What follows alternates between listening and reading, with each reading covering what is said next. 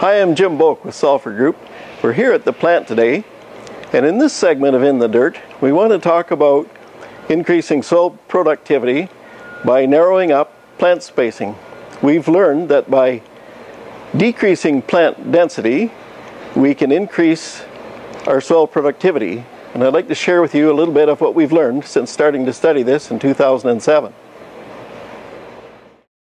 So if we look at this first graphic, we can see that from these numbers that no matter what the crop, the wider the row spacing is, the greater the plant density is within the foot of row. As we move towards a narrower row spacing, we can see the plant stand density dropping, and when we get down to a 7.5 inch row, a very tight row, we can see that that density drops even further. And we can assume from that that plant will be less stressed and will take better advantages of the resources of the soil and the environment. One way to look at this is from the plant's perspective below the ground. And we'll use corn because it's a very large plant. It's very easy to illustrate. So we can see that this crop planted at 30,000 plants per acre in a 30-inch row, the root systems are very tightly compressed and compacted and competing aggressively with each other for the resources in the soil and in the environment. If we isolate that root and look at it by itself, we can see that even though it's a good, full, deep root system, not impacted by soil density, that root system is tightly compressed into a ball, and that's because it's jammed in tightly against the neighboring plant. If we look at that same corn variety planted in a narrow row situation, we see that the plant root is completely different.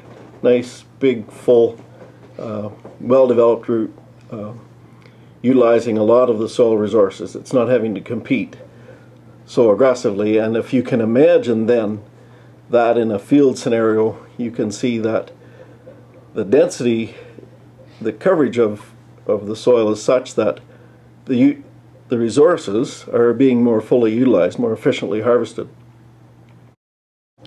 So we'll switch now to an above ground view, and we'll follow this crop through to pre-harvest stage. If we look at the wide row spacing, we can see that there's a significant number of resources not being utilized, and there's lots of potential for weed growth and development, and potential for heavy rains to perhaps cause erosion and splash disease organisms onto the lower leaves and stems of the plant.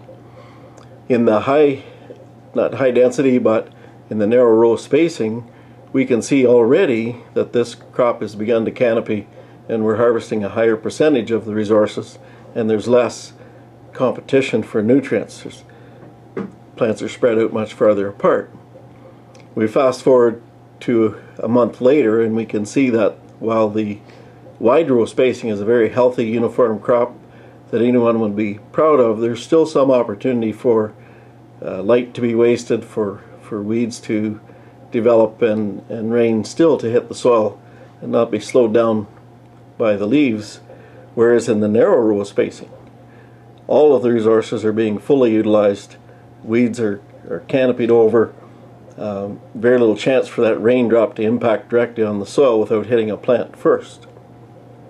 As we get closer to harvest, toward the end of August, we can see that in the wide rows there's significant signs of declining health of that plant, and a fair bit of light hitting the ground. And it's also at this stage where, if the herbicide efficacy has depleted, we'll start to get the growth of weeds.